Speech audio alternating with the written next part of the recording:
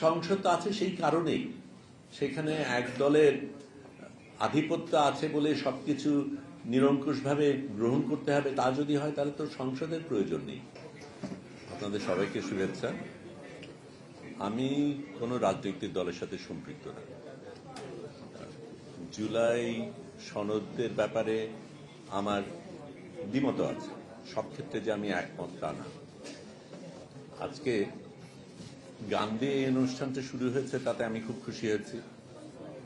আবার এই জায়গায় বসা একজনও নারী নেই, সেটাতে আমি হতাশ হয়েছি। এমনকি এই জায়গায় যারা আছে তারা একজনও নারী না। আপনারা ওখানেই থাকেন, সেটা পরিবর্তন করতে হবে।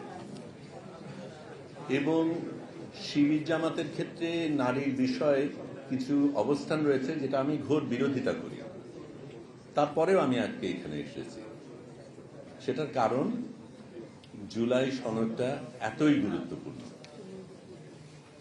এত গুরুত্বপূর্ণ যে আমার দ্বিমত, কিছু জায়গায় দ্বিমত থাকা সত্ত্বেও, ভিন্ন চিন্তা থাকা সত্ত্বেও আমার থাকা উচিত, আমাদের প্রত্যেকের থাকা উচিত। আমি যেই কথাগুলি বলছি সেটা বলতে গিয়ে আমি জুলাই যোদ্ধাদের স্মরণ করি, তাদের ত্যাগের কথা স্মরণ করি, তাদের সংগ্রামেরকে শ্রদ্ধা জানাই, তাদের সালাম জানাই।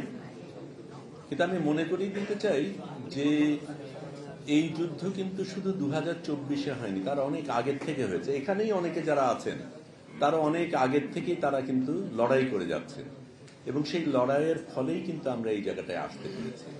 ডিজাইন, এলিগেন্স, বিউটি, সেরা পণ্য সবার জন্য জেভিকো। 2018-র কথা যখন বলি তখন ছবি তুলতে গিয়ে, একটু আগে ফুয়াদ আমাকে জিজ্ঞেস করছিলেন আপনি ছবি তুলবেন না কথা বলবেন, আমি ছবি তুলি। এবং ছবি যখন তুলছিলাম, রাজপথে যখন ছিলাম, চারিদিকে যখন টিয়ার গ্যাস ছিল, গোলাগুলি হচ্ছিল, তখন ছাত্রছাত্রীরা একটা প্ল্যাকার্ড হাতে নিয়েছিল যেটা আমাকে ভীষণভাবে স্পর্শ করেছে। এই সরকারের মেরামত চাই, আমরা দেশের মেরামত চাই, রাষ্ট্রের মেরামত চাই। মেরামত জিনিসটা তো অত্যন্ত গুরুত্বপূর্ণ, এবং আমরা একটা দেশ পেয়েছি, এখনো এই দেশে অনেক সমস্যা রয়েছে। এই দেশকে আমাদের কোনো না কোনোভাবে মেরামত করতে হবে, এবং আমি মনে করি এই জুলাই সনদটা সেটাই করতে চায়, দেশকে মেরামত করতে চায়। সেটা অনেক দিনের সংগ্রাম, অনেকগুলি মানুষ সেই জায়গায় শ্রম দিয়েছে, ত্যাগ করেছে, সেই কারণেই আমরা আসছি। কিন্তু মেরামত যখন করতে হয় তখন কিন্তু সবসময় সুন্দরভাবে যায় না। রাস্তাঘাট মেরামতের ক্ষেত্রে তো আমাদের সমস্যা হয়, সেটার ক্ষেত্রে কিছু কিছু মানুষের একটু বেশি সমস্যা হয়। তারপরেও বৃহত্তর স্বার্থে যে জায়গায় আমরা পৌঁছতে চাই সেটার কথা ভেবে আমরা মেরামতটা করি। এখন কিছু কিছু জায়গায় সমস্যা আছে বলে আমি মেরামতটাকে বাদ দিয়ে দেব, এটার কোনো যুক্তি আমি দেখি না। আমি জুলাই সনদ নিয়ে আলাদাভাবে বলতে চাই না, কারণ এখানে যারা বলেছেন খুব সুন্দরভাবে সেগুলি ব্যাখ্যা করেছেন, এবং সেখানে আমার প্রশ্ন করার বা বাড়তি কিছু দেওয়ার তেমন কিছু নেই।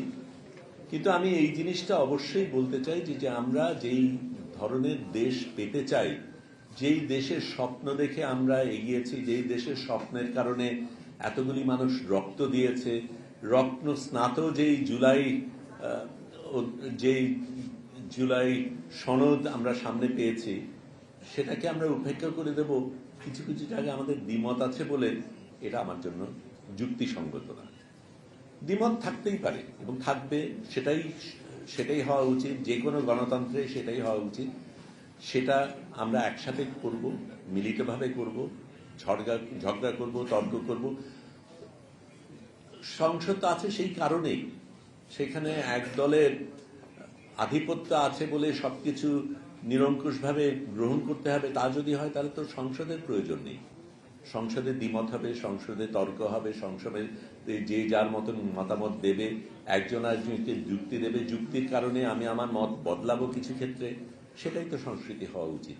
এবং সত্যিকার অর্থে আমরা একটা ভিন্ন সংস্কৃতি, ভিন্ন রাজনৈতিক সংস্কৃতি চাই, সেই আকাঙ্ক্ষা নিয়ে তো আমরা এগোচ্ছি, সেটাই তো আমাদের নতুন বাংলাদেশ দেবে। আমার তার বেশি কিছু বলার নেই। আমি সত্যিই মনে করি জনগণের স্বার্থে যেটা হওয়া উচিত সেটাই আমাদের প্রত্যেকের গ্রহণ করা উচিত। আমরা ব্যক্তি স্বার্থকে ভুলে যাই, দলীয় স্বার্থকে ভুলে যাই, দেশের স্বার্থ নিয়ে লড়াই করি। সেটাই আমাদের হওয়া উচিত। আর সাংবাদিক ভাই বন্ধুদের জন্য একটু বলি, আমি ছোট করেই বলেছি, একটা প্রবণতা রয়েছে এগুলি রিপোর্টিং এর ক্ষেত্রে, যেটা নিয়ে আমি একটু আপনাদের সাথেও দ্বিমত পোষণ করি। রিপোর্টিং এর ক্ষেত্রে বাছাই করে ঠিক যেইটা আপনার পছন্দ সেটাই যদি দেন, তাহলে সেটা প্রপাগ্যান্ডা, সেটা রিপোর্টিং না। দয়া করে সেটা করবেন না। ধন্যবাদ।